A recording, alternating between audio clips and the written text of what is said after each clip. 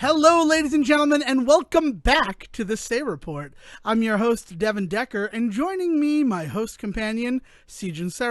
Sejohn?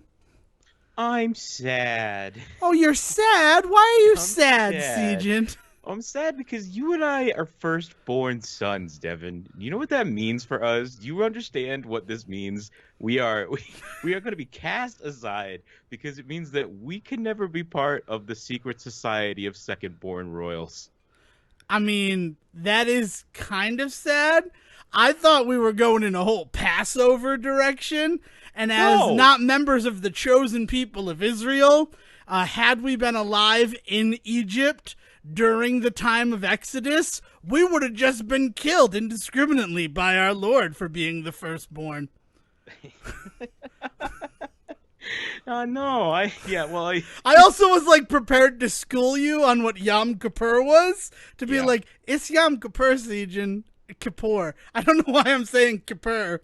I'm not Kippers, talking about the when brown you eat the dog. kippers. Yeah. Hello, you. Ooh. No, I had this realization like 20 minutes before we started today, and it made me sad. We could start a secret society of the firstborn. Of course, this is a terrible fucking way to start a secret society, is by announcing it on our podcast. But I spent my weekend diving into the new Disney Channel original. Well, it's not original television movie, right? Original app-based movie. That sounds weird. But the new Disney Channel original film. It's even Disney Channel. Man, No, there's so it's many weird words we the need to new know. Disney Plus original film, The Secret Society of the Second-Born. Second Born Royals. You have to say the full Oh. title every time we talk about it. I Secret feel Society of like Second-Born that's a Royals. fucking misdirect. I feel like that's a misdirect, and at least one of those members of the Secret Society of Second-Born Royals isn't really royal, but they're still in the Secret Society. There's a twist, and you're not wrong, but you're not right. Congratulations, Devin. There's a twist in this movie, but not the twist you think it is. Well, I'll take and it. like, I'll take it as the win. oh man, so it's a twist that breaks your heart too. Okay, so this is what I did this weekend is with everything that's been going on with Disney lately and their straight to app fare that has been kind of upsetting the world. And it's a weird time that we live in that like we kind of are depending on these things like Netflix and Disney and Hulu and YouTube and all this stuff, while also like with the stuff being in our face so much, hard to kind of ignore kind of the cracks in it all, right? So like Netflix is going through their shit right now where everybody out there is definitely home watching Netflix and their money's going through the roof, but they also are catching a ton of shit for their selection of fare lately, indie fare, shall we say. And Disney, like everything that's happened over the last few weeks with Mulan and things like that, kind of completely overshadowing a ton of really kind of fun stuff that has come to the app. But I'm gonna cut you off. I'm gonna Zach Morris timeout for a second, but you can still move. It's not a full Zach Morris. It's a Devon Decker timeout. And so it's just a timeout. Go it's ahead. just a timeout. No, but it's branded. There'll be a T-shirt one day if we ever get a merch store. Devon Decker timeout. I wonder, the only thing that I wonder is if the Disney Plus release schedule has been turned up to 11, for lack of a better pop cultural reference in this moment, as a way to combat the negative, like, pallor that was cast upon the streaming service by how they handled Mulan. It feels reactive, not proactive. It's hard to tell nowadays because one of the other big things that a lot of services have really kind of picked up from Netflix, because let's be honest, they're all chasing the Netflix money, is the secretive like nature of like what's coming and what's going when and where. You remember back in the original days of like Netflix and even early Hulu and stuff where they would have straight up like dates for you being like watch now because it's going to be gone by October 31st, like that sort of stuff. Like that just doesn't exist anymore. Yeah, you don't need to tell me about that. Right. Because I experienced that. Very limited, very like back ass way in which you can find that information. Yeah. I experienced that with Hulu as I was watching Outmatched and found that it was going to be gone the next Monday from when I started. And then I'm like, well, if Outmatched is leaving, I feel like I should check all of the Fox shows from last season. And sure Right. enough, most, if it was not animated and it wound up canceled, it was Ghost. Come that same Monday. And then I decided to expand my search, and that's how I found out that Bless This Mess was ending, which is really fucking disappointing because Bless This Mess, really good show. Luckily, it came to a pretty satisfying ending. I don't know if they knew they were going to end or not, but it ended Yeah. on a high enough note that I forgive it. But then the real fuck you moment, and it's an ABC production, so we're still technically talking about Disney here, was for the whole week that we like basically binged it. We did about 2 episodes a night. It said that it was expiring in 3 days, 2 days. Gave that ticking clock, and then the day that we had to do 3, that went away, and apparently that license had been renewed. Right. So I Yep. felt a little bamboozled, and Yeah. like as if I was told, oh, "This is leaving. You got to do it now." And then when that went away, like you could watch Bless This Mess right now, and I do highly recommend it. But like it hurt a little bit that Hulu, who has become one of my only friends, maybe my best friend, during this time of stuck at home with nothing better to do but watch the old boob tube. For sure. That it betrayed me. Sorry to cut off you. Devon Decker No, time no. in, by the way. It's gotten, no, it is, I just wanted to what have I been up to this week? It's really been kind of diving into some silly shit on the Disney Plus app because I don't know.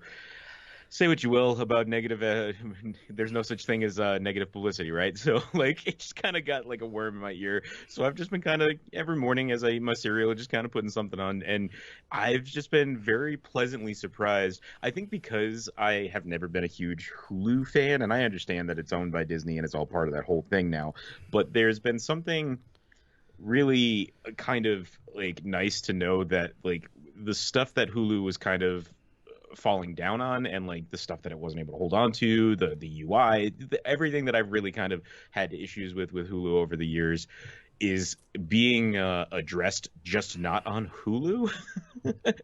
And so there's been a ton of stuff that's been going on in the Disney app that I've really liked, or I've been finding more and more pleasure in ABC's got its own app and things like that too that we have access to because some roundabout ass way, because if you have YouTube and you happen to be in a certain area of the country that also includes ABC in the quote unquote cable package, you can be part of that. It's the rabbit hole on this stuff is just fucking nonsense, and that needs to work its way out. But so in addition to Disney Plus having its own stuff that's been coming around, for instance, The Mandalorian is coming up soon and things like that.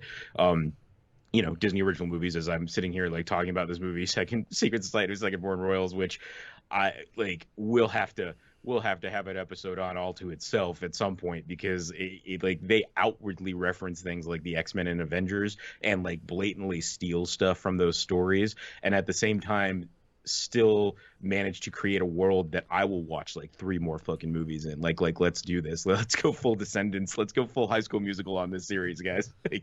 But anyway, so the other thing that they've been able to do in the Disney Plus app is they've been kind of opening their doors more to other films PG-13 films. We talked in the past that we weren't sure where they were going to draw the line on some of this stuff, but I was very pleasantly surprised that finally surprised that things like Bend It Like Beckham and Ever After is finally up and stuff. It was honestly Ever After is one of those weird movies where I was like, why is this not on the Disney Plus app yet? I was looking for it for a month after the app dropped, and I was just like, where is this movie? It has to be on here somewhere. And it finally is. So having access to that kind of stuff now has been really cool too. But yeah, I'm just I'm super excited to see where things go with some of the Disney stuff. Despite that, so just one of the things that we haven't really addressed in the last few weeks, because I think we've been kind of avoiding some of the Mulan stuff, not because not consciously. It's not like every time I'm about to record I go, we're not going to talk about Mulan, but really it just alienated me. The whole way that Disney did it was wrong. Right, exactly. That's it. There's no Right. gray area there. That's Exactly. the wrong thing to do. Right. There's no deeper discussion to be had here. A lot of what went into the making of that movie and a lot of what went into the release of that movie and a lot of everything else was just Wrong. stupid. Incorrect and wrong. Right. Especially you have to be subscribed and then pay $30 to get to watch this movie 3 months early. Come So December, that $30 is I gonna will go watch directly- it. Yeah. Like, But that $30 is also going to go directly into the hands of basically like the KGB, the Chinese government's KGB. So like, have fun with that fact on your conscience now for what you paid for. Yeah, no thanks. It's been really weird. But like I said, they've had a lot of really interesting stuff show up. Earth to Ned started, and I'm so in love with that. Have you watched any of that or even seen anything about it? No. Before we go further, I really do want to address this, but you brought up something that has been a point of contention of mine for such a long time that if we don't address it right now, it will get lost in the deluge of other things that we're going to discuss that are important. This is not important.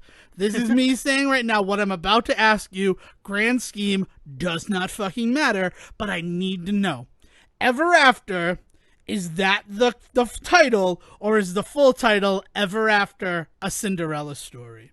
I believe it's Ever After a Cinderella Story. I think that is the full title, and I think it's like no punctuation either, which makes it a really awkward title. You know what I mean? It's not even like there's like a yeah, they have it listed as Ever After a Cinderella Story. Like that is the full title, both like in the URL, that's the title, on the title screen, that's the title. Yeah. I need to ask because there are people who die on the hill that the name of that movie is Ever After. And I'm not going to die on the hill that it's not that. I'm just going to be like, you live your life. But I needed to know which camp you were in. I think the camp I'm in is that if I was ever on Jeopardy and answered Ever After and they didn't give it to me, I'd be pretty pissed. Like, right. like that's like, I get that the full title of it might be A Cinderella Story, like that, yes, but that's not something that like. But by that same admission, by that same thing that you said, once I was watching Jeopardy and the answer was National Lampoon's Animal House, and the person just said Animal House and they got the points, and that bothered me too. I mean, if somebody was like name the first Chris Evans Marvel movie, MCU movie, you would still say Captain America, right? Like, yeah, because that's in the MCU. Fantastic Four is not. No, I mean as opposed to Captain America: The First Avenger. Oh, I would add the First Avenger part. That's the name of the movie. That's the title of that movie. I'm sorry, I took it to a different level. But if I were on Jeopardy and they said, name the first Marvel film that Chris Evans was in, I would ring in and say, what is Fantastic Four?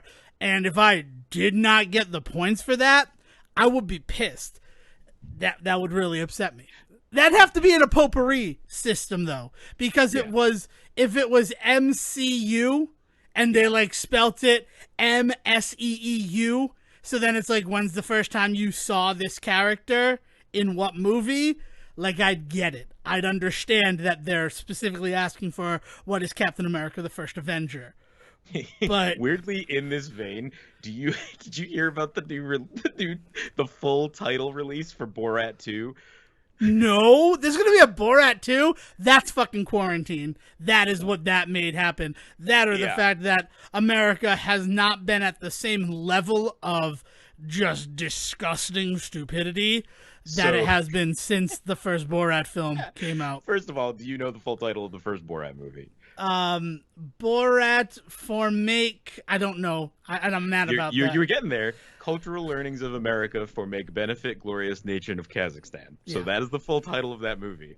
The new one is going to be called, oh man, I gotta remember Borat, Gift of Pornographic Monkey to Vice Premier Michael Pence to Make Benefit Recently Diminished Nation of Kazakhstan. Wow. That's awesome. Michael is misspelled, by the way. That is also great. That's wonderful. I hope Pence is misspelled as well. It's just this thing. And now, while Jeopardy is brought up, and then we will jump right back. I know exactly where we were. I put a pin in it. Did you see? No one is talking about what happened on an episode of Jeopardy last week, 2 weeks ago now. I believe it was the Thursday episode. So When Alex Trebek killed that guy? No, I know. Nobody's talking about it. no, that'd be awesome if Alex Trebek killed a person on the series. Oh, I did the wrong thing. That's not how you open a calendar on a Macintosh. But so 2 Thursdays ago, so not the 25th, but the 16th, a woman answered a double Jeopardy question. She said, she just said Sirius XM. She did not phrase it in the form of a question. And then, first of all, it's double Jeopardy. So if you don't phrase it in the form of a question, you're fucking out.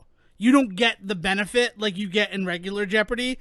Like, right. And even then, you get like one reminder from Alex. He'll be like, right. Like, I mean, it's Jeopardy. That's one of the rules of the game is you have to also remember in the moment to form it in put it in the form of a question. Like that is what differentiates it from so much other trivia. From every other trivia game out there, specifically so that the game could stand out amidst all of the quiz show scandals that were going on around the time.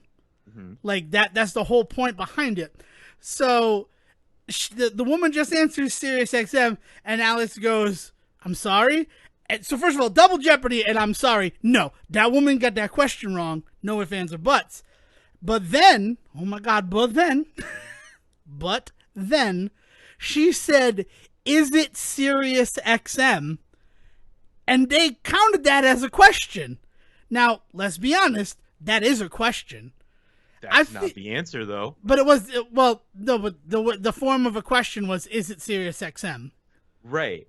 But that's not, like, the point of Jeopardy is you're supposed to ask the question that can be answered that way, right? Yeah. Okay, right, because I sat there and I'm like, this could be fucking precedent setting for the game of Jeopardy. First of all, I did not think she should get points because she didn't answer in the form of a question in goddamn double Jeopardy. I'm sorry, that's not how that works. You have a whole round of Jeopardy to figure out the rules of this game that is celebrating its 37th year in prime time. The whole point of the Jeopardy answer is like twofold. Like there are two rules to a Jeopardy answer. It has to be in the form of a question, and the question has to be presented in a way that the quote-unquote answer, clue is the answer to the question that is asked. Mm-hmm. Is it Sirius XM?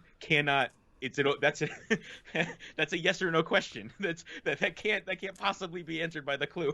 Like unless the clue was yes or no. Yeah. And then the question could be anything. Yeah. It really threw me for a loop. And nobody is talking about it. Like, I immediately went to the Jeopardy blogs, which I am not a frequenter of, but I know that they're out there. I know that they exist. And then nobody was talking about it. Protest too much, methinks. I immediately went to the blogs. Not that I go often. Not that I go ever. I just know. Just because I'm aware of things doesn't mean I frequent them. That's going to be my argument in a court of law for anything, by the way. I am gearing up for my presidential campaign. I'm going to be 35 next year. I can't do much worse than who we currently got. I mean, make sure you don't pay more than $750 in taxes. I will pay $800, and then the people will be like, well, he paid $50 more than Trump. But yeah, Earth to Ned is the show that you were talking about. So I have not done anything on Disney Plus, and we can revisit what I have been doing because I think it's interesting in a way. But continue. No, the last thing I want to throw just a shout out to, I short order, like elevator pitch for this show is somebody was like, Comedy Bang Bang's not on anymore, and the Jim Henson people aren't doing anything anymore. What if they made Comedy Bang Bang? Seems fair. So if you're interested in seeing some fucking weird puppets and some even weirder comedy, go check out Earth to Ned on Disney. It dropped a couple of weeks ago, or even maybe just earlier last week. And I've been very excited for it for a while because, the big thing for me was that when the previews first dropped for it, and it was obviously a Henson project, Ned, the puppet Ned, reminded me so much of the navigator from Farscape. And I was just super excited because I was like, "Oh man, it's like super Farscapey, like puppetry." And then like I actually watched the preview and I was like, "Oh, like this is this." I think at some point, I'm pretty sure Reggie Watts is a guest at some point, and I was just like, "This is awesome." And sure enough, watched the first episode the other day. Choice, like some of the weirdest television you're gonna watch in quarantine, I promise you. So go check it out. And I do want to remind that it's on Disney Plus, not just Disney. Right. That has to be a distinction that you make when you're telling people to watch things. I have gone on my own sort of Disney Plus adventure. On top of the only reason, this is the truest statement I may make ever on this A Report, that we are rewatching the Marvel films is because we weren't using Disney Plus. So I'm like, if we start watching the Marvel movies, that's 10 hours a week. Yeah. So Yeah. 10 hours a month, 2 a week. Like two and change a week. They're long, some of these Marvel movies. And they have been for a while. It's not like it's new. No. Not that I'm complaining. I'm enjoying rewatching them immensely, but the kind of kicks off the like lengthy ones, right? Like Which one? first Captain America is really kind of the first like lengthy one, right? Like because before that they're generally about an hour and 40, right? Yeah, it's With Captain definitely. I mean, the Hulk is tight. The Hulk is like an hour 40, and I'm like, that's good. That's how long these movies should be. Especially like the Avengers, it feels like the attack on New York is just gratuitously long. And not that, and there are still moments that are definitely important in that, but then there are other ones where I'm like, is this for scope, or is this because, man, we gotta make this fight longer? No, I mean, like you got to remember we're talking about a post Lord of the Rings win for an Oscar, Yeah. and that realization that like people are basically the idea is like if it's nerdy, people want to see like 3 hours of it. And that's not necessarily true. I'm not saying that like proved some truth, because as we then saw with The Hobbit, people were just like, "Nah, these could have just been 2 1.5 hour movies. Like we would have been fine with that." Like so, I would have like, sat for Peter Jackson one comes in and 3 hour basically movie. breaks the rule.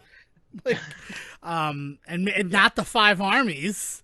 Yeah, Like, yeah, being honest. but that's really what you're like sitting in those moments.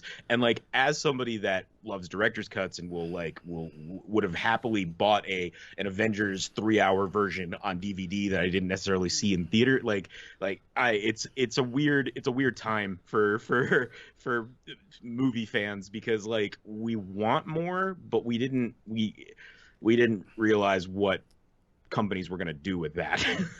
I think the interesting thing is that if there was a 3 hour Avengers film, I can't imagine that the additional content would be fight scenes. Right. I think that it would be more of the human parts, which I'm coming to learn is why I love the movies the way that I do. I mean, we've talked about that for a while. The non-superpowered people are the most interesting characters, and then the next step from that is when a superhero is acting like a normal person, because it's like, oh, they have the same problems as us. Thor can't find his bus pass. Can't wait to talk about Civil War again, man, in that exact mindset. Because if you watch that movie not as a superhero movie, like it is such a good, I mean, I love it both as a superhero movie too, but if you think about that movie as not the 40-minute fight scene at the airport, like I love that movie, but we'll get to it when you get to it. Yeah. I will gladly rediscuss that movie. I mean, I've watched that one. That's one of the ones that I've like thrown on if it's on. And I have noticed that there's a lot more going on than just the airport fight. I don't know what was in my craw when I went to go see that film. I think it may have been the people that I saw it with. I think it may have been the fact that it was a very full theater, and on some level that takes away from the experience for me in a way that I admit is a personal hang up.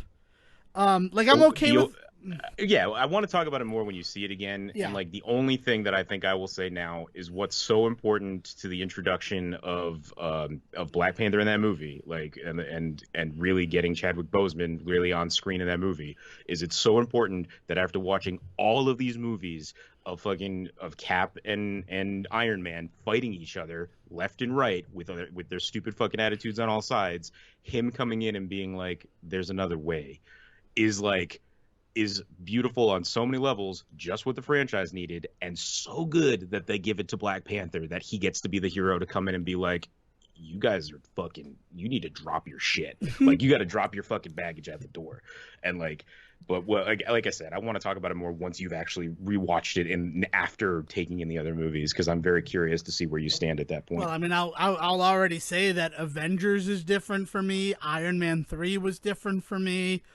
Thor 2 is still I love that movie. I don't understand why people don't like that movie. Like, it seems like to have like this black sheep pall around it, and I'm like, no, that movie's awesome, but I love Thor, and I know that I love Thor. The hammer chase scene is some of the best like superhero movie nonsense that still works for me. Yeah, it's awesome. And that's the scene that like got the biggest laugh from me, even though Thor the Dark World is probably the movie I've seen the most out of the MCU, which is a weird thing to just admit openly right now on the show. What kind of nerd are you? Yeah, no, man. No, I love Thor. Like, I'm not gonna say it. Yeah. And I had forgotten about, and even seeing it that many times, when it's like, Darcy, Jane, Ian, Selvig, meow meow. It's just perfect. It's just like the perfect type of humor, a great callback to the first movie. Yeah, I've enjoyed it. But I would be lying if I said the only reason that we're doing this is because we weren't using Disney Plus at all, but we were paying for it each month.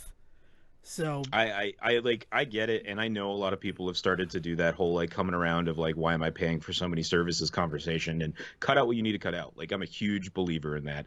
But like here in this house, like we dip into Disney Plus at least once a week, and for me, I've been going to it now like almost every day over the last few weeks. But like, no, man, like if you're not watching the service, like don't push it too. Like I'm happy you guys are finding a reason to use it, but if you guys end up like getting rid of Disney Plus, I won't blame you. The fact is, with Mandalorian coming, I could not get rid of it right now. I'm very excited to revisit that one, and kind of like in time with it. I'm not sure how I'm going to watch it. I'm still trying to figure that out. But I will admit, the one that I don't understand why I'm still paying for, as the charge hit my card this week, is Peacock. Like, I have Peacock, and I want to watch Peacock. I really want to watch AP Bio, because I'm a huge fan of AP Bio, and I've still only ever seen the first season. But, you know, every time it comes up, I'm like, I didn't watch anything on Peacock. Even though I want to watch Yellowstone, even though I want to watch AP Bio, like if I were alone, if I didn't live with people, maybe I would do that. But like socializing's still sort of a big deal. Like I'm glad that I have people built in to do things with. And our whole every day at 5 o'clock, we will watch a television show chosen by a member of the family. And that's our programming. That's really worked out and been a lot of fun. I've seen a lot of really great shows that way. But then it almost feels impossible to watch other stuff because, like, I don't know, we have Jeopardy that's on now. We want to make sure we're watching Jeopardy. Other shows are coming back, which I'm going to address later on. So it becomes one of these, we have all these choices and we use all of them. Two of the shows are on Netflix. One of them's on Hulu. 2 of them are on Apple TV of all things, which let me tell you, if I didn't get Apple TV for free because I bought a new iPhone this year, I would not pay for Apple TV. Yeah, it is awful. Yeah. It is clunky and disgusting and not a fan. I'm just going to say that. And yet, Ted Lasso, fucking amazing. I will recommend Ted Lasso up and down. Ditto The Morning Show. It just won Emmys. It won really an Emmy for Billy Crudup, and he earned the fuck out of that. 4 episodes in, he is easily my favorite character, which I don't know if that says something about me as a human being or on like an ethical or moral point. But also, I will say there has there has been no better proof of the 4-episode test than the morning show, Yeah. because the first 3 episodes are garbage. No offense, anyone involved in the morning show, but those first 3 episodes are unfocused and only serve to remind me of better things that I could be watching instead. Well, the morning show is one of the ones that got like pulled, right? Like it got canceled, and it had like a weird group of people being like, why did the show get pulled? But like those first 3 episodes are the reason. If I'm not conflating it with some other show about we had a slew of those types of shows show up after 30 Rock, so it might be confusing it. I don't know. Morning show is new. Morning show is a 2019 show. And I believe it was always an Apple TV production. If it wasn't always an Apple TV production, I would cancel it just because of the fucking title sequence. That opening, it's long, it's confusing, it doesn't really have anything to do. It's like, imagine if Catch Me If You Can was the opening title sequence to Cheers. And it's like, but all they do is sit in a bar, drink, and talk about their problems. They're not jet-setting around the world being chased by Tom Hanks. And yet that's the opening for Cheers? Tom Hanks isn't even in Cheers. This is such a phenomenal like metaphor. I love it. No, that's good. Oh man. Yeah, I mean Peacock is going to be the thing that like it's going to basically what they want it to be is, hey, remember how you used to watch NBC on Thursday nights for comedy? Like let's do that for a whole app.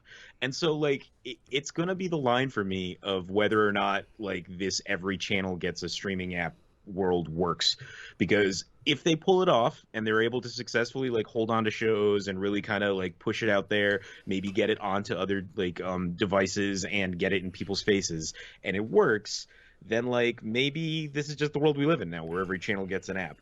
But if Peacock fails, like nothing can work, because you're talking about an app that is going to have not just The Office, which is like the only reason anybody's talking about them right now, but they're also going to have like they're going to have Everybody Loves Raymond on there. They're going to have Cheers on there. So you're hitting like all these weird different like basically like generations of sitcom, right? But then on top of that, you're gonna have 30 Rock on there. Aren't they also gonna have Parks and Rec and early Brooklyn on it? They're not gonna be there yet. Those aren't gonna be there till after the Netflix license deal expires. Right. Like The Good Place is not on Peacock right now, but the 4th season just dropped on Netflix. Which I was unaware of until it came up as the first thing, and I'm like, oh, you know what? I still haven't watched the final season of The Good Place, so I'll probably do that sometime soon. You know, spoilers, foreshadowing for future episodes of the Say Report.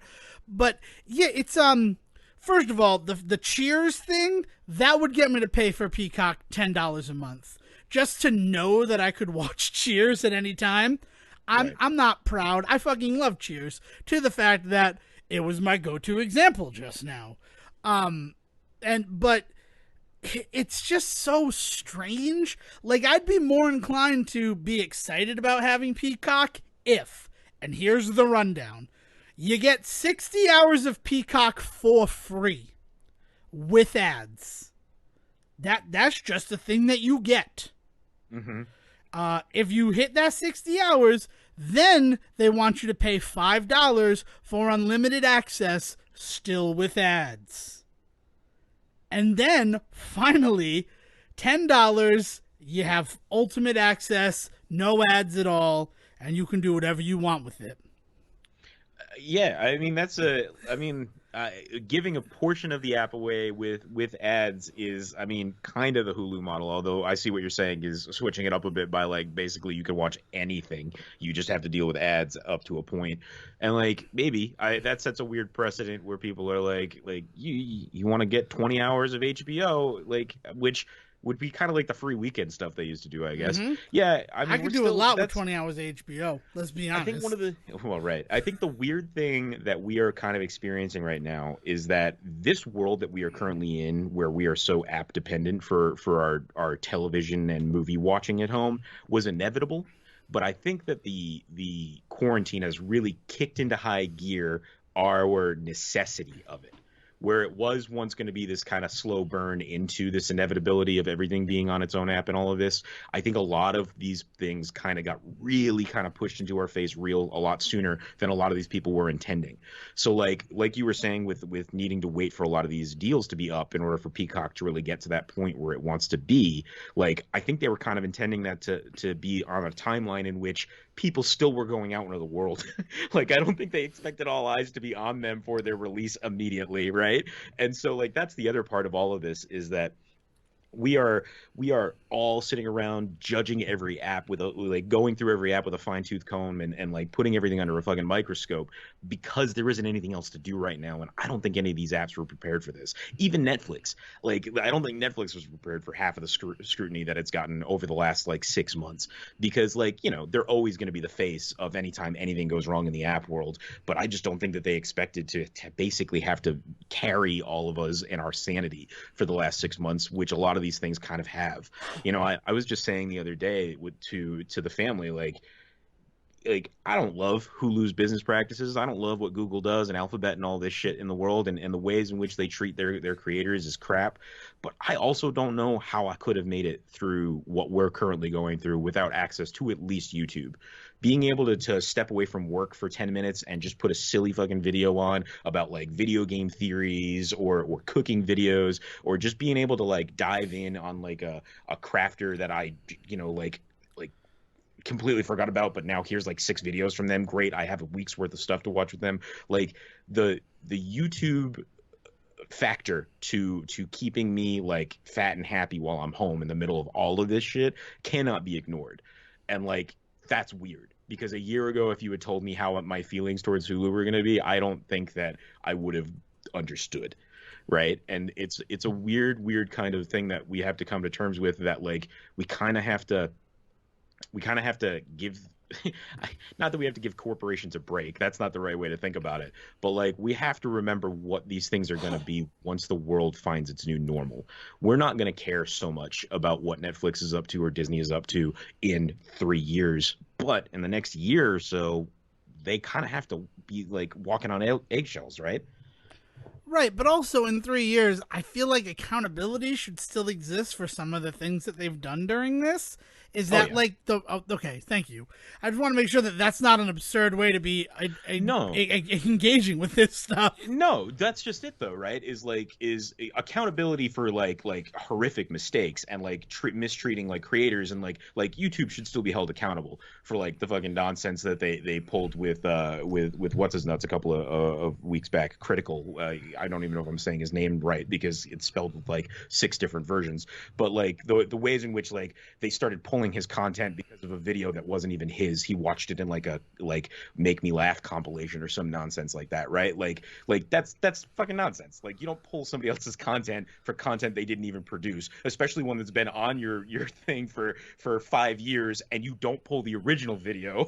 Like that's fucking stupid, and you should be called out for that, right? And so like that should definitely still be there. What I mean is like when Peacock basically comes out and they're just like, we've got like 3 shows worth watching, like maybe we shouldn't like kill Peacock yet, because we got to kind of figure out what, you know. Also, I'm having these weird flashbacks to CISO, and I think CISO died way too soon, which is, you know, for anybody that doesn't know, was NBC's comedy app, you know, and like there NBC had a comedy app.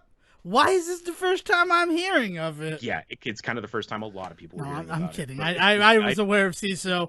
I wanted it for the Mighty Boosh, and that's it. And I never did it.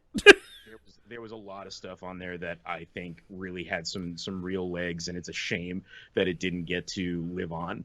And so like that's what I mean, is like that's where I mean we have to kind of look at things like Peacock popping up, or like Apple TV. As much as you're not loving it, like there's some stuff on Apple TV and coming to Apple TV that's going to be kind of interesting. And so like I don't want to see this stuff die, is all I'm saying. But no, accountability should still be there. Disney should pay for their sins. Like that don't, of course. Okay, I just want to make sure that we're on the same, that I'm not some crazy person for being like, you know, crimes committed during the quarantine, they'll have lesser punishments when maybe we get out of it. No, you still have to be accountable for the things that you do and say, which is just an important thing for everyone to remember. That Right. like is not a vacation from decency and society just because you're stuck in your house most of the time. And Yeah. I think that there are people who have forgotten that, which is an important thing to say as we, we're a month away from the election, Yes. basically. So these are just thoughts and things that we should remember to assist our fellow individuals in this country and not try to tear them down. But that's a big story for another day, and I think we're a little too late into the episode to start trying to solve it. I would have no problem discussing it deeper going forward. But also, Peacock, why didn't you get direct to Peacock Perfect Harmony? Why didn't you get direct to Peacock that other show I liked, Sunnyside? I know why you didn't get Sunnyside. The fact that we got more than 4 episodes of Sunnyside is amazing to me. It makes no sense to me that show got canceled after its 4th episode, and then they're like, but we're still gonna produce them and show them just on Hulu. Like what? What do you Yeah. mean? That doesn't make any sense. And then that show was great. Like I really like Sunnyside, but you could see the people. Cal Penn's sister character, she just kind of disappeared. Like, Like, no, I'm yeah. gonna go get a job somewhere else. Deuces NBC, like, and I don't blame her for that at all. God, And that writing was, on the wall. Just like, yeah, like, yeah, like, that, no, I don't think we're gonna become the biggest show on Hulu and you're gonna keep the show around. But something like Perfect Harmony that they were kind of on the fence about, and then they're like, no, we're not gonna do it.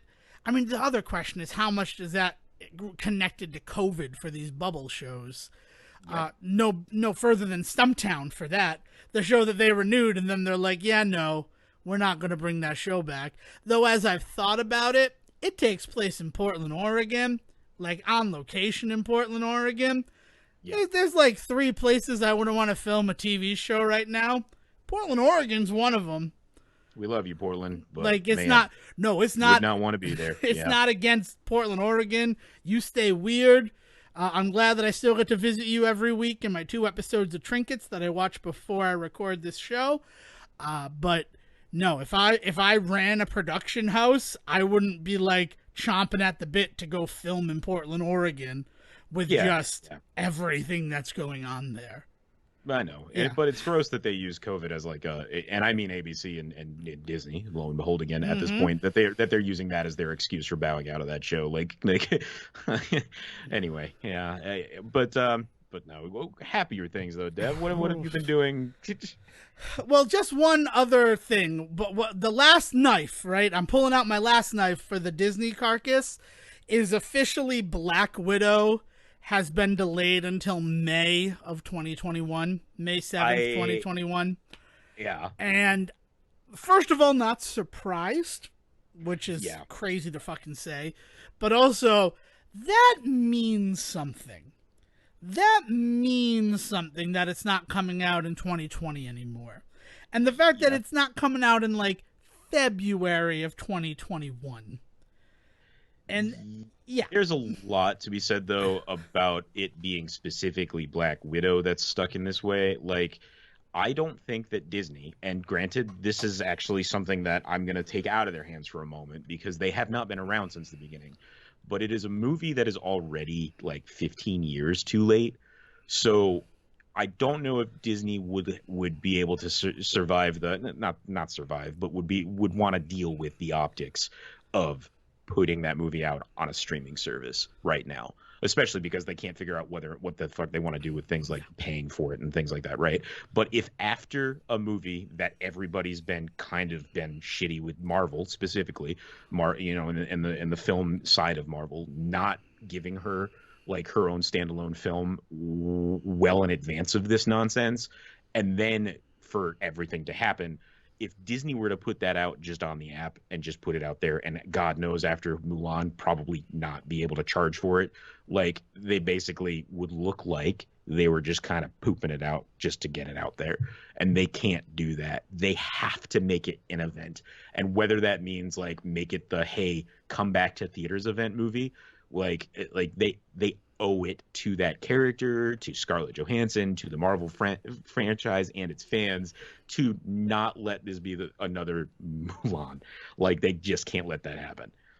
I don't disagree with you on any of that. And that's not where my issue is. My issue is, like, it said something to me when the Rockettes canceled all of their performances for the 2020 season.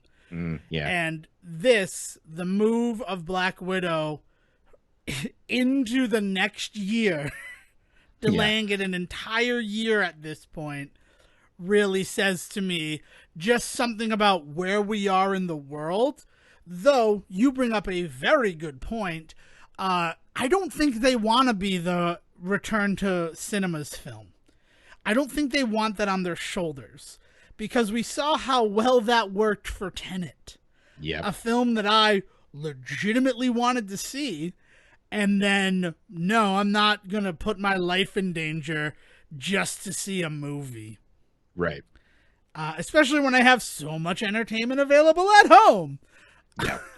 Well, and what's funny is we've come full circle on that, of rather than trying to be the movie that brings people back to theaters, a lot of companies have, and I'm surprised this didn't happen earlier. I almost said something about it on the show last week. We've decided this is going to be the time where we kind of sneak movies out that we've been sitting on for 2 years. And I didn't really think about it, but that's kind of exactly what happened with New Mutants. Is they were like, no, we're not going to put it on the app. It's only going to be in theaters, and if you see it, you see it. If you don't, you don't. And like Disney was basically like, we inherited this thing. It's like collecting dust. Like, let's get it out. But never was it more clear than with the release of My War with Grandpa, the movie filmed in 2018, the Robert De Niro soon-to-be classic. I'm disappointed about it because I really wish that it were a prequel to Dirty Grandpa. And it would just Zac Efron playing a 10-year-old version of himself. He can do Clifford legs. Oh man, yeah, no, but like but that is a prime example of what companies are now going to start doing. Of like, hey, like if we don't put this movie out, like we're going to owe Robert De Niro a bunch of money on the back end, like contracts that have to be fulfilled, right? Like so, like let's just kind of dump this movie right now when no one's looking, right? And I'm serious. I think New Mutants might have been exactly that. Like it was that exact move of just like the fact that they misspelled one of the creators of the New Mutants names incorrectly in the credits. Yeah. And in 3 years didn't catch or fix that. That speaks a lot to what you say being the truth. Yeah. But I did want to just address what it says to me about that film being delayed is more about what the world is and how long it's going to take before this new normal comes to light. So, maybe we shouldn't have been casting so many aspersions on the streaming that has brought us such joy. Yeah, it's kind of the only thing keeping me afloat right now, so, you know. But yes, so happier things. Well, I guess video games have been making me pretty happy. That's a terrible transition. Devon Decker takes the claim for it. It was that or my weird dream that I keep having that I solved yesterday just by thinking about it. Sejohn, I guess pick your own adventure here. You want to hear about the dream or you want to hear about video games? I kind of need to hear about this dream because, first of all, nothing's better radio than listening to people talk about their dreams. But also, I need to know what you mean by I solved it. You should start calling me Little Nemo because I'm the dream master. And let me tell you about this dream. You're also not wrong. Talking about dreams is fucking awful. And honestly, if we were in a quarantine situation, this probably wouldn't be happening. So wear your masks, stay home if you don't have to go out, and you can return to your regularly scheduled non-dream discussing Say report. Thumbs up. All right, so I've been having this weird fucking dream where there are goats tied up in the backyard, just like shit ton of goats. Oh, more than one. Okay. And I'm like, there's freaking goats back here. And I'm like, I'm not going to get near these goats, right? Obviously, it's like, I should probably avoid the goats. Because it's weird that there's like a bunch of goats back there. And it's not just the backyard. It's like anytime I'm having a dream, I eventually stumble upon like a herd of goats. But then something happens where I need to go close to the goats. Most recently, my father dropped the pills that he was about to take, and they rolled close to the goats. And he said, I gotta get them. And I'm like, no, I'll go get them, Dad. It's fine. And then as I get close to the goat, a human male arm comes out of the goat's mouth and grabs me and tries to pull me into the goat. I mean, did you fall asleep watching Doom Patrol too many times? Like, what? Yeah, first of all, that was obviously my first thought, but that's a donkey, not a goat. And my mind is smart enough to differentiate between the two. I'm going to give myself a little bit of credit right now. It's a red herring. Oh, man. I got to get that. So, first So, of all, I need to ask for a point of clarification. oh, please do. Did you mean that every dream you've ever had has involved a bunch of goats? Yeah, like your whole ever life? since I was a child. No. No, my dreams are not always the same. This is a semi-recent occurrence. No, not everyone The dreams field of of goats. goats, right? I just thought everybody dreamt of goats. No, actually, because we're already talking about dreams, we've already fucked this goose. When I was 7 years old, I haven't been younger than 7. I was 5. I had a case of chicken pox that was so bad, like there were doctors like, he's going to die. Like, your son's going to die because of how bad his chicken pox are. Like, real bad chicken pox. And this is before the vaccine and all that. Like, real fear for this situation with me with these chicken pox. And of course, I hear that stuff, and I'm 5 years old. So I'm sleeping and I'm having fever dreams because I have, deadly chicken pox, right? I have spicy chicken pox, right? That's how it would be branded in 2020. So I got spicy chicken pox. 2015, but yeah, I'll give it to Yeah, you. Well, it's 2020, and spicy chicken McNuggets just came to McDonald's. So I have spicy chicken pox, and I have this dream where the chicken pox are so severe they spread to my bed. Like, my bed has chicken pox and my pillow. And then, okay, I can't touch my own chicken pox, right? I'm not supposed to scratch or anything. But my bed is not me, right? Fuck the bed, right? So I grabbed a pencil and I started stabbing at the chicken pox on my bed. This is a vivid dream that I remember from when I was 5 years old. And every time I stabbed, I'd pull out the pencil, and there'd be a perfectly round hole, the diameter of the pencil, going down. But then, from those holes, Sejohn, millions of tiny scarecrows began crawling out and just covered my body. Oh my god. Okay. I have so many questions, and I'm not going to ask them because this isn't even the first dream you would. No, but you're just you dream about goats all the time? No, Sejohn. Sometimes I have terrifying chickenpox dreams where fucking scarecrows cover my body. How they moving? They're scarecrows. Oh my god. So there's so many things here, but most of all, I wouldn't call that. I guess your situation would make it the chickenpox dream, but in my future retellings of this to the inevitable therapist I would need to speak to after having these dreams, I wouldn't call it the chickenpox dream. I would call it the scarecrow dream. No, man, it's a chickenpox dream. And I don't know, because scarecrows live on farms? That's that's how I would interpret it. Can we get back to you, John Nashing your life off of this other dream that you put together? Let's... All right, so it's been recent dreams. I could probably say since the quarantine, where I'm doing something and then suddenly feel the goats, and then I'm like, I'm not gonna go near those fucking goats, but then I'm forced to, and then a human male arm reaches out and starts pulling me towards it, and then I wake up all in a fucking frenzy because holy fuck, that's terrifying. I'm pretty sure that if you have an imagination out there, the imagery that you're thinking of is that terrifying, if not more so. Yeah, I'm just thinking of the other universe in which I just asked you to talk about video games, but keep going. So I was thinking about it yesterday, right? And I actually finally started talking to people about the dream. And then they're like, no one responded. So then I'm like left alone with my thoughts about this goat dream. And normally, and then I'm like, all right, so what are the circumstances when I do it?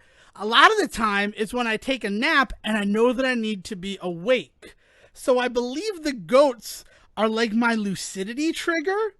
And the arm that's coming from the goat's mouth is actually my own arm to bring me back into the world of being awake. Are the goats your fucking totem? I mean, goats in dreams, first of all, I am a Capricorn, so that is goats.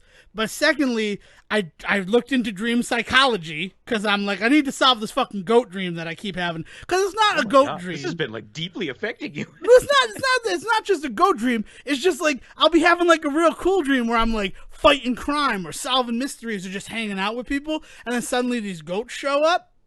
So, and then all I remember are the goats. So I'm like, I need to figure out the fucking goats and what the goats mean. And I looked into it. Goats in dreams do represent the self. Okay. They're a manifestation of your consciousness interacting with your subconsciousness. So like then I extrapolated out, and yesterday I took a nap at 5:00, but I needed to be up in order to have cake for Dale's birthday. Happy birthday, Dale, by the way. And so I hope you enjoy your gift that we're giving you. So then like I think that I reached out from the goat's mouth to wake me up so that I didn't miss cake and ice cream for Dale's birthday. And then I thought about other ones, and it'll be like I'll wake up at like 5:30, and then I'll be able to get back to sleep, and then it's a goat dream that wakes me up so that I'm not late for work. So I feel like that's what it is. I feel like the goats do represent myself, and it has become a lucidity trigger so that I can like be in control of my dream. And the part that's in control of my dream is you need to wake the fuck up, Devon. Yeah. Well, I just need to know whether or not the goat falls over at the end so I can tell if you're still dreaming. Oh, no. No, that's not my totem. I'm not going to tell you what my totem is. I have one. Do you have a totem? Did Inception make you choose a totem? Not one that I recognize, but now I'm thinking back and wondering if there's anything that I dream about a lot, but no. No, I did it like Inception, where I purchased something like just insane, and I'm like, you're my totem. You're how I know if I'm dreaming or not. Oh, man. Oh, God, man. Yeah, well, that's what happens when you don't see Inception when it first comes out. I imagine I'll have something that's affected in my life from Tenet when I eventually see it in 10 years. But yeah, sorry about the parallel universe thing, but I've been thinking about parallel universes and the fact that every fucking week of the football season, so many parallel universes are created. Like, just with football. Literally with every coin flip, yeah. Not just with every coin flip, man. Like, you can distill it down to that every play, but, like, on the grander scheme, every game creates two universes. But then there are universes where the winner is still the same, or the loser is the winner. It's nuts. I tried to do the math. It drove me insane. There's universes in which the Washington football team actually has a name this season. Isn't that amazing? Yeah, it's nuts. But like, I just try to like distill it down into like a thing that I could figure out, and that's it. Speaking of the Washington football team, thanks for the cue. We're gonna follow them this season because it's fun to do it. They currently have 1 win and 2 losses. But the bigger news, and the reason we're talking about them right now, is that second loss is to the Cleveland Browns. So congratulations to the Cleveland Browns. Basically what is the anti Globetrotter team? The Washington Generals, isn't that Washington Generals? Yeah. Yeah. They're basically the Washington Generals of the NFL, and they went and they won their rare game this weekend. I couldn't believe it. I'm like, man, the Washington football team lost to the Browns, and they didn't just like lose by 3 points the way that some of these other games went. The Cleveland Browns beat them by 14 points. Yeah. It was a good game. I have to say that I don't know how it must feel to be an Eagles fan right now, as the first game against the Washington football team and you lose. You basically lost to like a 1930s serial football team, but there it is. Like, I I feel have to like say it that I'm has to very have been a curious. Steagles reference. Like, just Right? to be like, yeah, that's who beat them. They beat the other team that had a stupid name once. Oh man. Yeah, no, I'm excited to see how they do this season because I mean, like their other loss is to the Cardinals, and I don't think it was that crazy of a loss. I gotta go pull this score up now because That's if fine, I yeah. remember, because like they're playing the damn hearts out, and maybe that first week they felt like they had something to prove with their name. I cannot imagine a universe in which the Washington football team really steals our hearts. But I'm rooting for them. I really Yeah, am. like that's the thing is that the Say Report this year is rooting for the Washington football team just so that they can lose either the conference championship or the Super Bowl, and there will be produced I the was wrong. They Washington lost. football team shirts. They lost worse to the Cardinals than they did to Oh the yeah, Browns. They lost by 15 yeah. points. Oh, So, by one extra point. Yeah.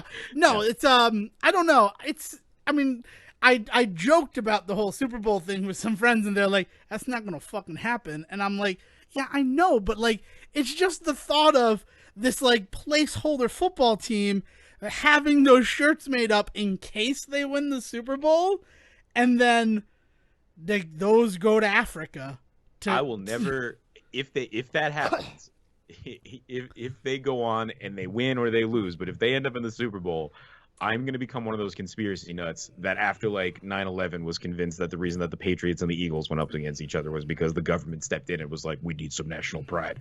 Like I'm going to become one of those fucking weirdos about it if the Washington football team gets all the way to the Super Bowl this year. Speaking about being weirdos, I have a conspiracy theory that I would like to bring up on the show right now because the only thing better than dream talk is conspiracy theory talk. But also, just to finish that out, what's actually going to happen is going to be Tampa Bay against New England in the Super Bowl. That is what the actual conspiracy is going to be because there will be nothing more satisfying than watching Tom Brady as a fucking Buccaneer get defeated by the Patriots. Yeah, I was gonna say, take this for what you will. Obviously, we are biased, but I think it would be phenomenal if in their first post Brady season, if they even just get to the fucking Super Bowl. I would love it if they win, but if we could then walk, if we can walk around and call ourselves at least the like conference champions without him in our first season post Brady, like that will be a feather in our cap as far as I'm concerned. I think it would also go a long way in like right now the Patriots are a pretty hated team in the NFL. If they could go and defeat their former evil like master, not master, like second in command, the evil general, because you need to. Darth Vader. Brady is Darth Vader. Bill Belichick is Palpatine. But everybody wants to see Vader get his. Nobody really cares about fucking Palpatine, right? As evidenced by how many people were upset by the rise of Skywalker. I mean, it's even worse. He is he is Anakin and fucking Bill Belichick is like Dooku. Like I Well, recruited him, and it's just like yeah, and now we all fucking hate you for it. you. yeah, but nobody cares if Dooku, like, they only care about Anakin Skywalker. He's the only one Mm-hmm. anyone really cares about. Exactly. So I think that's going to happen. But here's another conspiracy theory. Because it was Dale's birthday yesterday, that means it was another famous person's birthday. Do you know what that famous person is? Let's see. I'm gonna take a guess and say Selena Gomez. Nope, it's not Selena Gomez. It's Scott Pilgrim. Scott Pilgrim's birthday is September 27th. Not who I'm talking about. I'm talking about another notable Canadian, Avril Lavigne. Oh, Yes, Avril Lavigne so is it's nice when Dale's Avril Lavigne shows up. birthday twin, you know, like Aw, that. That's awesome. But what you just said is it's nice when Avril Lavigne shows up. I had a thought last night that made me terrified. Like, more than the freaking goat arm. That's been waking me up. Are you about to admit that you're an Avril Lavigne evil twin conspiracy nut? Because that is something that exists in this world. There is a group of people out there that are convinced she was replaced by either an android or an evil twin when she married that dude from Sum 41. Do you mean Chad Kroeger from Nickelback? Oh, maybe that's what it is. Whatever dude it was that she married, that everybody's convinced that like she became a different person after that. Okay, so what happened is yesterday, Dale, to celebrate her birthday, she wanted to listen to some Avril Lavigne.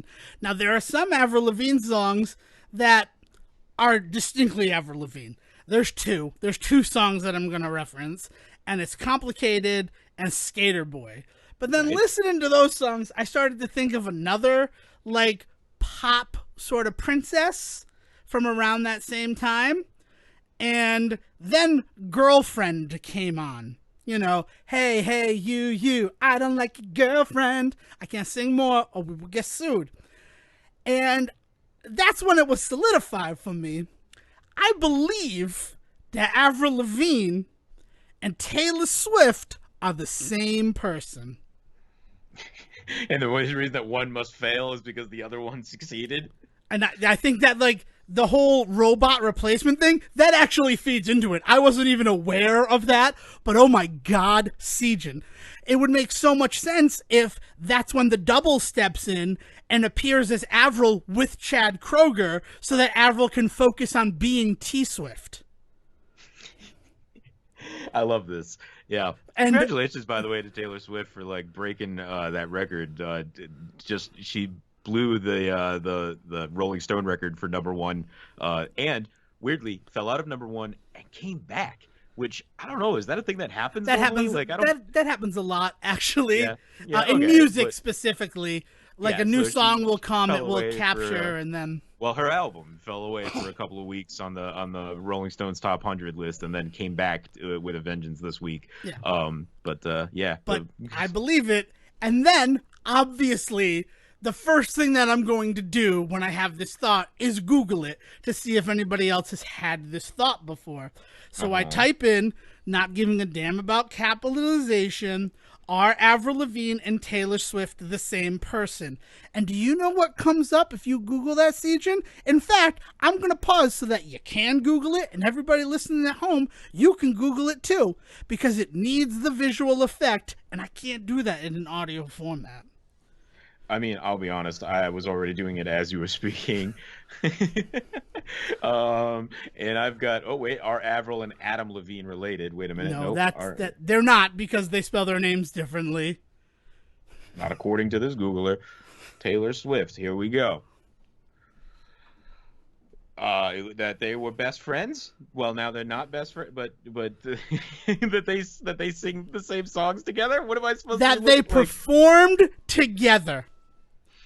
And that right there, for most people, but not for Devon fucking Decker, would be enough to prove, they're obviously not the same person. How can the same person do a duet with themselves?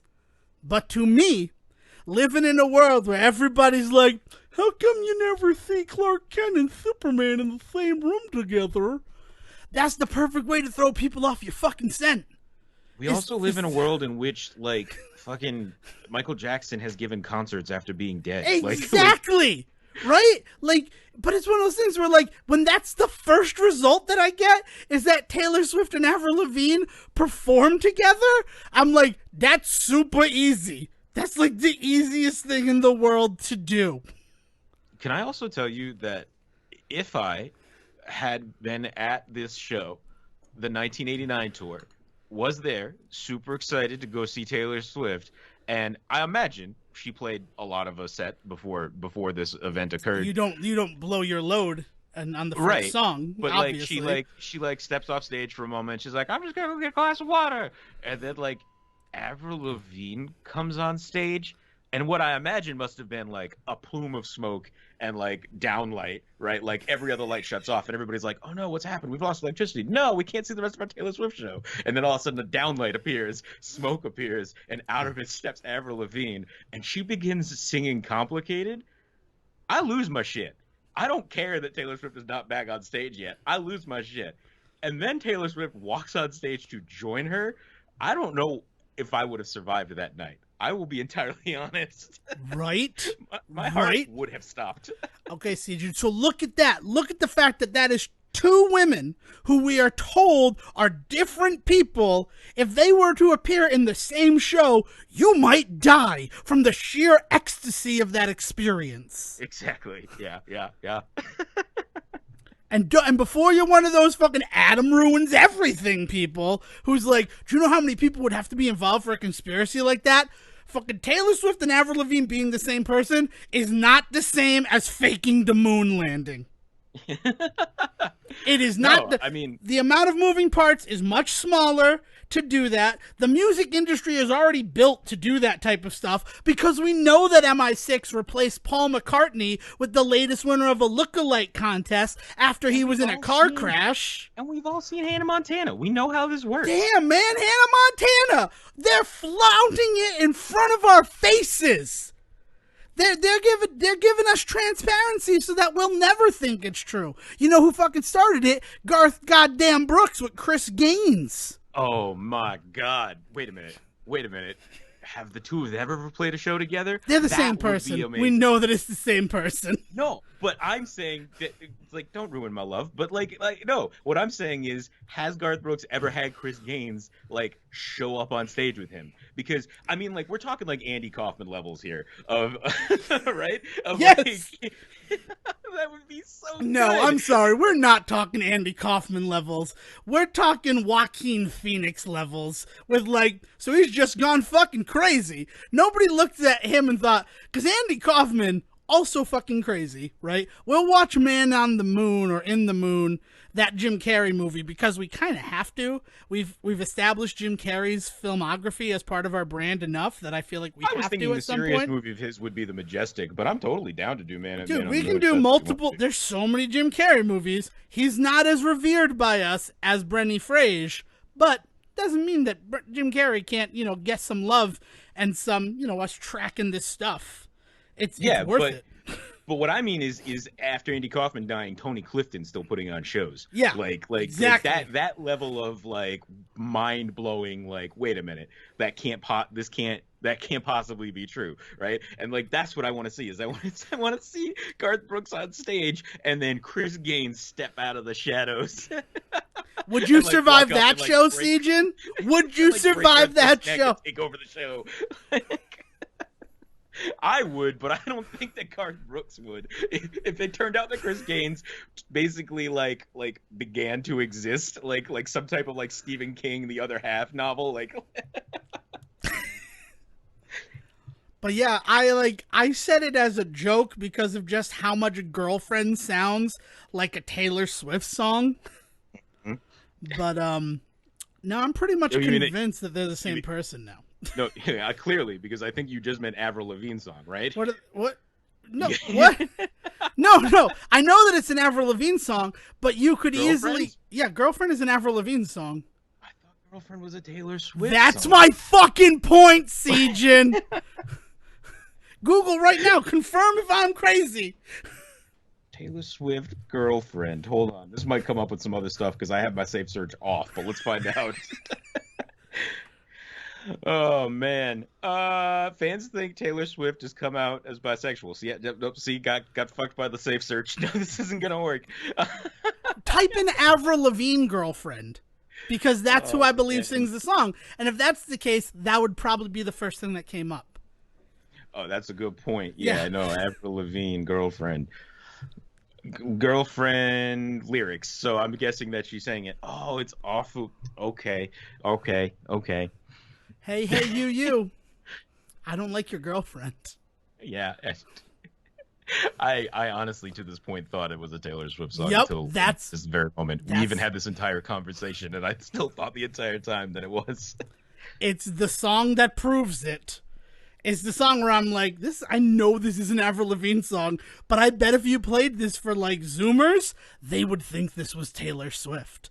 Apparently, if you play it for someone who's 1 year younger than me, they think it's Taylor Swift. So, no offense to you, my brother. I'm just saying.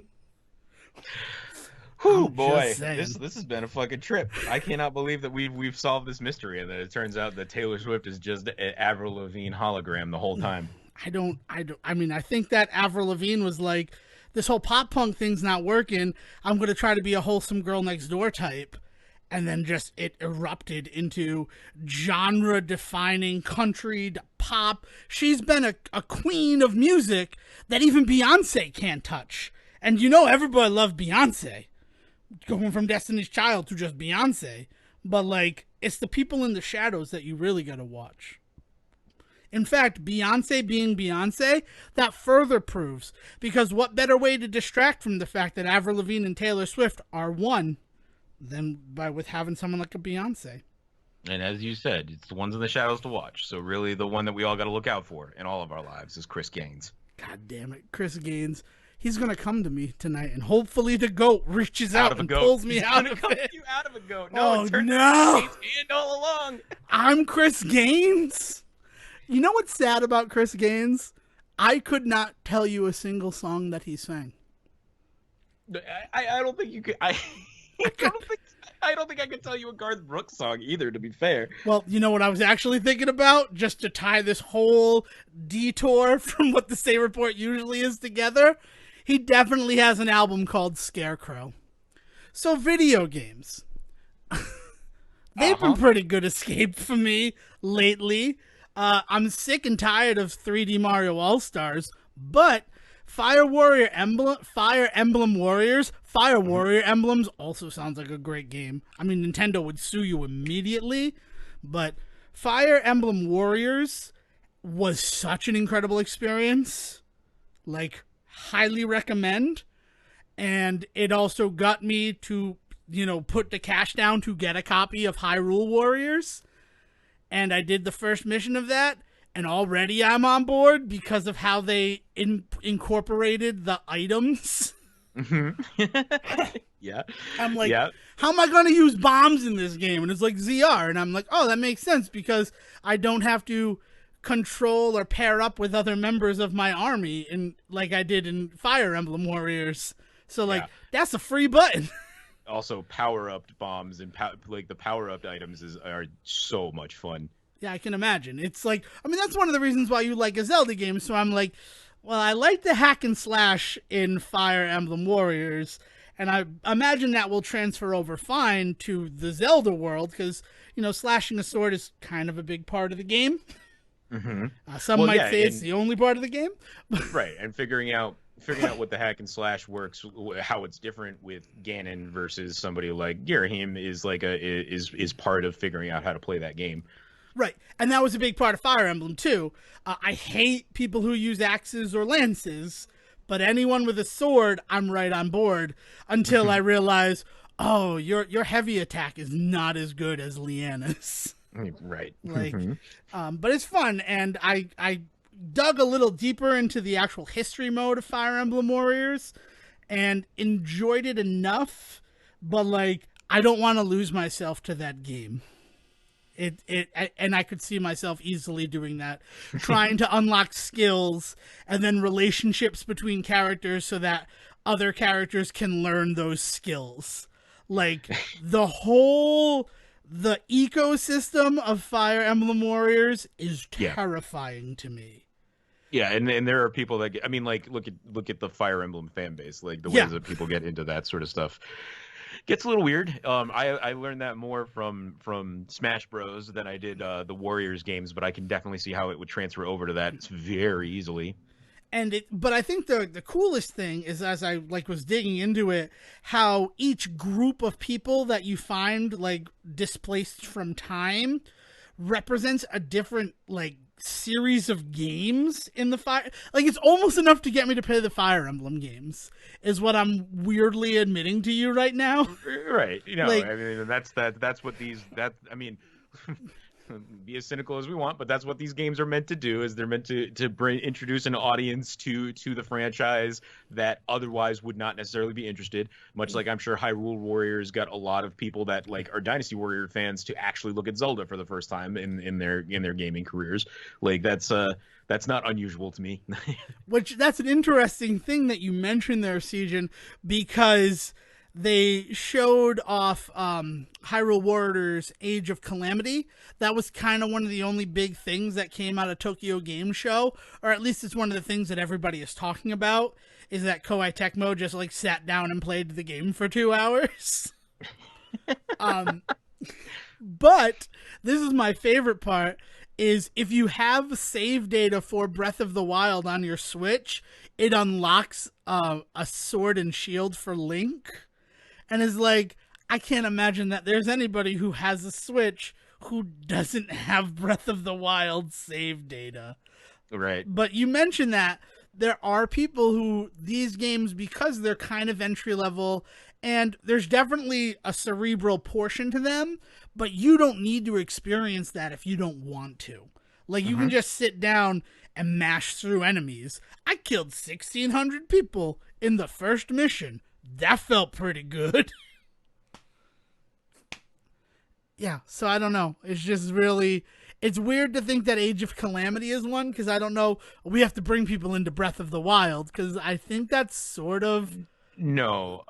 Yeah, Age of Calamity, and I don't know shit all about this for real, so this is entirely speculation on my part, but Age of Calamity feels very much like it was going to be DLC that they realized didn't have to be, / there was so much more going on. Like, Age of Calamity feels like it was started in a room where somebody was like, time to bring Breath of the Wild to Hyrule Warriors, and then somebody like along the way was just like, we got a lot going on in this. Also, people really like Breath of the Wild. Also, people really liked Hyrule Warriors. It's like, it almost is, it's doing that kind of wonderful thing where it's almost kind of become its own IP. The Hyrule Warriors thing has kind of grown out of being this thing that was like, you like Dynasty Warriors, or if you like Zelda, you'll like this game. It's like, hey, now we get to talk about the Hyrule Warriors fan base and what they want. And that's really where Age of Calamity feels like what it's doing is it's solidifying Hyrule Warriors as its own game genre almost. I'm just excited to play as Urbosa. I'm going to admit that straight up. She was the champion that interests me the most playing Breath of the Wild. So to actually play as a Gerudo warrior and like their champion from 100 years ago, in game time, not 100 years ago, real world time. Video games didn't exist then. I'm excited. I'm very excited. I just hope I get to play as like Prince Sidon and like what's his name from the Rito there, the obnoxious one, who is not nearly as obnoxious in the Japanese as he is in the American language. I cannot believe it. I've been playing Breath of the Wild with the Japanese vocals, and it's been very interesting. I feel a lot better about the artistic quality of that game playing it in the original Japanese than I think I did playing it in English. I think the English translation of that game is unfair to some of the other really good art in that game. But that's a conversation for another day. I mean, but yeah, that's why we have that joke that I don't really care about story in games. Playing the Japanese version of A Link to the Past is what did that for me. Is that if a game is enjoyable enough, I don't really need to know what's happening. I don't need to like, I care about the mechanics of the game. And that being said, loved the story in Fire Emblem Warriors. I loved the story in Avengers. Like, there are stories that still work for me. But if it's a game where I'm more interested in the gameplay loop, I don't really need that story. And Breath of the Wild is another one of those that, yeah, I think that it would benefit from, like, you're not told where to go in any of these things. The game really just wants you to find your own way, which is cool. I mean, it was a little too Skyrim for me, and those aren't my cup of tea, those games. But so that's why Breath of the Wild is still a hard sell for me. I think I'm going to replay it. I'm going to replay it. There's no think there. I'm going to replay Breath of the Wild. And yeah, I think I'm going to play it in Japanese after this discussion because yeah, man, I don't need to know what they're saying. Like, yeah, it's the acting is, I think, miles ahead of the American acting, and that's like, I don't know. And you don't speak Japanese, that, right? But no, it's not even a matter of me like knowing what's going on, and it's always better in the original language. Or that's no, I just think like, I think a lot of my personal feelings about where Breath of the Wild missteps is in things like the voice acting for Zelda is a little unbearable for me, and you hear it a lot in that game, like the ghostly overtone of Zelda's voice, like playing in the American, playing with English is a little grating sometimes, and like that's unfortunate because those are some really beautiful moments when she does show up. And so like hearing the original Japanese version, and maybe reading the subtitles, or sometimes I turn the subtitles off if I'm just not interested, it goes much smoother for me. But yeah, like I said, I feel kind of I don't want to rip on it too much because like clearly there is a lot of love for that stuff that people have out there, and clearly there are people that put a lot of work into that sort of shit. So like I don't want to like it's not that I think that it is poorly produced. I am not a fan of some of the choices that they make for moments and voices in the American or the English version of Breath of the Wild. I mean, that's a big problem with anime anyway. I mean, that's why you have the debate between subbed or dubbed. Yeah. And I will admit, I love Black Clover. I have watched it dubbed, and then I tried, I'm sitting in quarantine. I don't really think anything else going on. So I tried watching it subbed, and the voice for Asta is very high pitched and annoying. Like, I find it annoying personally. Yeah. And as disappointing as that is to me, it makes a lot of sense why everybody says he's so loud and whiny, like in the words. But I'm not seeing that from him. But if that's how he talks in the Japanese one, yeah, no, it makes sense that that's what people would think about him. Like, Right. doesn't matter that he's this great fighter. It's like when they change it to English, they're like, we need his voice to reflect that. But then they didn't bother changing the stuff where it's like, why are you so loud? And it's like, well, he's not as loud. He kind of has a gruff speaking voice. So what's happening here? And that seems like related to what you just brought up with Breath of the Wild. Yeah. You got Avengers. I know that you're just scratching the surface, but have you enjoyed it? Do you have thoughts or anything you want to share about it? I really wish I could just watch it. I am like the playing part of the story, and it's a shame because I know once we get into the multiplayer stuff, and I'm gonna finish it. Like it's not anything that's turning me off enough that I don't want to play it anymore. But and I know when we get to the multiplayer, it's gonna be a blast playing that game. But the forced instances are not nearly as fun as some of the like kinetic off the wall silliness that we're going to get into in the multiplayer. And the gameplay does not lend itself to some of the forced instances. I really enjoyed, I will say, anything that I played in the beta felt like it played better. Now, whether that's because I spent a lot more time after playing the story in the multiplayer and getting used to the controls, that could be it. Second time around is always a charm, right? I also set it to easy, so maybe that has something to do with it. Although I think if I had been given the choice in the beta, I don't remember if we were or not, I would have set it to easy there too. I don't know why I wouldn't have. But the other thing is it was beta, so I think things have just tightened up a bit. But man, there are moments where I'm getting so into the story. Like for instance, I just met Tony. And just did the whole section. And just did the whole scene in his house when he's got the like less than Mach 1 suit on, right? And I very much enjoyed meeting Tony. I enjoyed like getting to see the early suit and getting to see his house and stuff like that. Just didn't need to spend 20 minutes fighting around his house. Was just that. So like when the part of your video game that's boring me is the game part, we got to talk. But like I said, I'm having more than enough fun with it that I'm going to keep going with it. Knowing what I'm going to get out of the multiplayer and seeing what I'm getting out of the story, I'm not disappointed that I have adopted this early. And let's be fair, even though I bought it 2 weeks after everybody else, I'm still an early adopter for this game, because if this game does what they want it to do, it's going to stick around for the next 3 or 4 years, and there's going to be like changes and expansions galore. There's already been some stuff that has come out that has been really kind of interesting in terms of quality of life. I don't know if you've seen the list of rumored characters that are going to come to the game, but it's like 26 heroes long. Yeah, well, and if they stick to their thing, yeah, if they stick to their their statement that they're going to be free updates to the game that have these characters, which I on the one hand, why wouldn't you charge for some of them?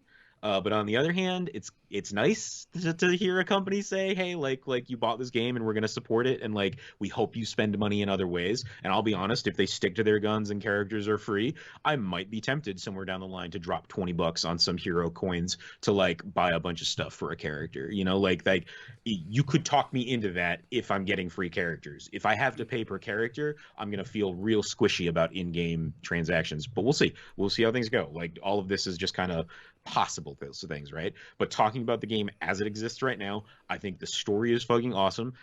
I still think it looks beautiful. And straight up, Tessa sat down next to me as I was playing it the other day, and she said, "Man, this game looks real pretty, huh?" And she only watched it for like 5 minutes, and I looked at her and I was like, "Yeah, Yeah, it does. So all of this bullshit that's been going on out there about how people think it looks kind of bland and boring, like I just don't get it. I just don't get it. Especially when you get into some of the costume stuff and multiplayer. Like there's so much fun stuff going on in the cosmetics and things like that. And I think that the worlds are all look really different. Like going through Utah looked very different than going to Tony's house, looked very different than going through the AIM like jungle. Like there's a lot of really good stuff going on in this game. But if I had to be critical about anything, it's that I smashing square and X or square and triangle is just not cutting it for me right now. Now the other thing to be said about that is I also have not unlocked all of the actual moves for everybody. So maybe as I unlock stuff in the gameplay, in the mechanics, maybe it'll get better. But things just feel really kind of floaty, and I feel really kind of bored with a lot of the fighting that I'm doing right now. But a lot of other stuff is still keeping me going. Yeah, I think that was a big issue for me. Having played the beta to completion with every character and making sure that they were at level 15. So the smattering of what was available to unlock, I had everything and then still kept playing. Going back to versions who didn't have things that I had come to rely on was a bit of a chore. And I admit that. I know that that's because of how I treated the beta. I guess I like in some level hoped that maybe my progress would come over, knowing And full well that would break the game. But I do, but that's what I was about to ask. Would it have broken the game if I had come in with at least like Kamala and Hulk at 15, like maybe not Iron Man and Black Widow, but if I had come in with the two big characters that you start off with that really play the game with, I don't know how much it would have really broken the game for me to have that stuff unlocked, because there'd still be stuff to do with all of the other characters and the way that this game is going to have legs later on. So would it have really done that much damage in the long run if they had let us keep like some of the progress from the beta? I don't know honestly, the answer is no, just based on the way that the game is built. Because if when you and I play a multiplayer game, right? I like my Black Widow is level 20, I think. Yeah. We're gonna go into your map, and if I'm allowed to play Black Widow, depending on where you are in the story, everything will be scaled down to your level. Like that's one of the things that they're very happy of. They understand that if Marvel and the whole MCU has broad appeal, so they wanted to make sure that they didn't alienate people who might be playing the game by making it too gamey. Yeah, it doesn't have a get good attitude. Right. Like it doesn't have that anywhere in it yet that I've seen. Yeah. So the fact of the matter is, if I had come in with a level 15 Hulk, all of the members of AIM would have felt a little bit beefier as well. Yeah. But the thing is that once you're fighting beefier versions of the enemies, and I actually got this, I was watching Dale play the game over the weekend, and it looked like stuff was just going down so easily because she used the Hulk, and she's like, I haven't really used the Hulk since the first couple of missions. And it felt like she was just carving through stuff. And I'm like, first of all, that's cool because he is the Hulk. So it should feel like he's able to carve through things because he's this unstoppable force of anger and rage. But like once she got to characters who were stronger, like her Cap she had worked on because she enjoyed playing as Captain America. Spoilers, he comes back. I mean, there's a trophy for it, Sejohn. So I didn't know if you didn't know that. Comic books. Anybody out there nowadays that thinks that anybody is ever dead forever in any comic book is not paying attention. But anyway, yeah. Yeah. So then when she's playing as Cap, that fight was harder for her than when I did it, because I had not put any like time into Cap from the time that I got him to the time that section came up for me. So the stuff that I fought as him was going down very easily because it scaled down to that level. So like seeing that in practice, it really works. But then for like Black Widow, who is my strongest character, there's like an almost satisfying feeling to like defeat something that I know is stronger than me or is at least on my level. Yeah. So they've cut a good balance with the character that I care the most about. And that feels good. That said, I can't beat the third harm room mission with her because it just gets too hard. Like And Yeah. and it's like, but I bet if I had all the Avengers up around her level, they could help. Or if I were playing with you to do that mission, it would feel scaled a little bit better. So Yeah, it's a and dangerous game that they're playing. yeah, yeah. And like I said, they don't want to put that get good attitude, but they also at the same time want to have stuff that is challenging to players like you. And Yeah. so it is. It's a hard game of balance, and I think that they're doing a fine job of it right now. It's just if I had to say anything about that game, there are parts of it when I get a little, it feels a little tedious, and those parts are the game parts. Man, because like if I could just sit back and just watch the really pretty cutscenes and this really kind of really interesting story, like I'd love it. The fact that I have to like every now and then like pop in and fight off 20 of the same dudes in one room is a little upsetting right now. I wish that the areas where you need to stand and defend by standing in a circle, maybe that circle was a little bit wider, because I find you have to leave that circle when you're beating people up. That's just a personal complaint that I will bring up because it bothers me almost every time. But also, going back to these characters they said they're going to be free. That's my favorite part about it because that's an exciting new way to approach monetization of a game Yeah. in Yeah. 2020 where like we give people a taste. Basically, it's the first one is free model of crack cocaine, which is terrifying to compare that. But you get Kate Bishop for free, and then you realize, oh, but I'm doing all this work with her, and I'm not getting anything for it, like I do with Black Widow or Iron Man, where I'm unlocking stuff on the hero cards. $10 to be able to do that with Kate Bishop, that's exciting. Or if Kate Bishop doesn't work for you, as Spider-Man or as one of those, like it's the first one's free with all of them. And while that's terrifying, it's a horrible analogy that I just made. It makes me excited in terms of monetization, where I'm not having to pay sight unseen, which Right. is how most DLC or this type of monetization works. Well, it's one of the things about like Legends that's really a kind of a bummer is like Apex Legends Yep. is like I see all these other people playing with these other characters and I get that they like them, but at the same time I don't know if I care enough to spend $10 to unlock Caustic. Like it's just not my bag, you know? And so like I gained enough to freely unlock somebody, and it was a bit of a choice trying to figure out who I wanted it to be. Kind of wish I had waited just about 2 or 3 weeks for the new characters to show up, kicking myself for that, right? But that's part of the whole process here. So like I wish Apex gave you the ability to, even in like the practice rooms, to just go in with the other characters and just see what it's like to play as them. Because if I liked one enough, I might spend $10 to unlock one of these characters. I just don't know, right? And they risk the idea of that they're worried about somebody getting that taste and that being enough.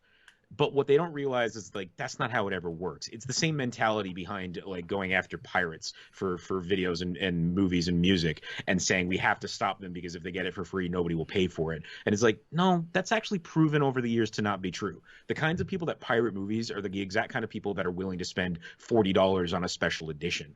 They're the guys that are going to go out and get HBOs just so that they can watch the Snyder cut of you know what I mean? Like yeah, they might have pirated Justice League a few times, but they also have bought every version of it you've put out. Like that the attitude or the mentality that letting people get anything for free means that they're going to want it all for free is just not how it's ever worked in the entertainment industry. It's what made Metallica look like fucking idiots when the Napster thing went down. Is everybody out there was like, the only people you're damaging are your fans. So you got to chill your shit.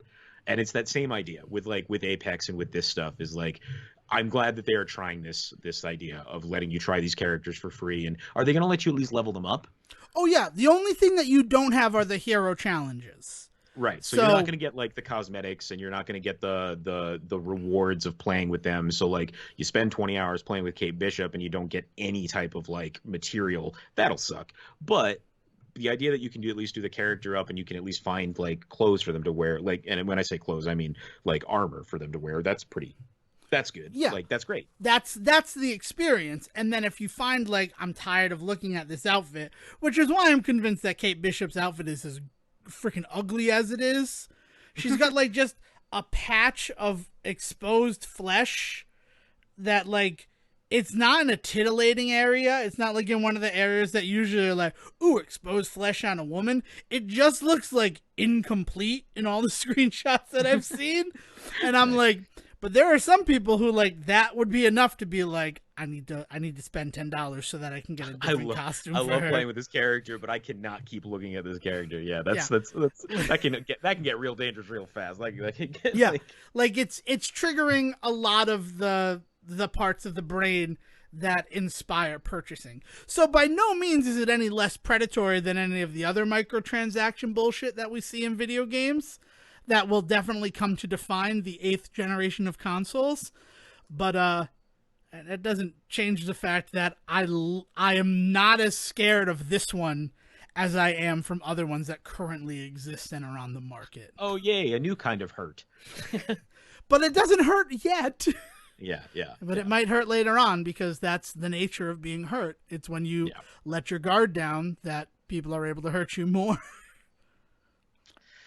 Ooh, boy. Yeah, I feel like that's a chilling thing to end this on. Anything else you'd like to add, Siege, before we send her off to Will? Fucking Garth Brooks had the nerve to put a Chris Gaines album out called The Life of Chris Gaines, and now it is the exact same album, but it is now marketed as the greatest hits of Chris Gaines. That's what I want the world to know.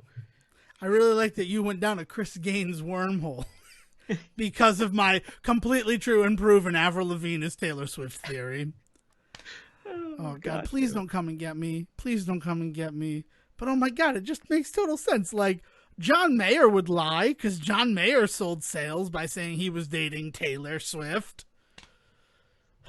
It's crazy. It's just, the more I look into it, and that's the problem with conspiracy theories. That's what I'm going to end this on, as we live in a world where conspiracy theories are gaining a lot more traction, is that the more you look into trying to prove something rather than disprove something, the more the evidence leans in your favor. It's called the bubble, man. Yeah, and we're all living it. And that's the thing. So that's just the thing to be aware of. I thought that immediately I would be disproven in terms of the Avril Lavigne Taylor Swift thing. And let's be honest, I should have been when I saw that they performed a duet together. But there's that part of me, that little part of me, the part that I'm choosing to nurture, that sees that and thinks, well, there's proof that they're the same person. Because why else would you have to go to such length to prove that you're not? I don't know how to explain to you that confirmation bias has been a thing that we've all known about for a long time, Devon. I know that it's a thing that we've been about. That's what we're highlighting. That's what we're talking about. That's the point of this whole vanilla grilla pachuga juga. Those were just words. Those meant nothing. I love you all. I love you all. And if you want to share some of your love with me, you can find me on Twitter at Devon Decker. And if you want to send me just fucking hit up my Twitter with creepy pictures of Chris Gaines at Siege versus the World.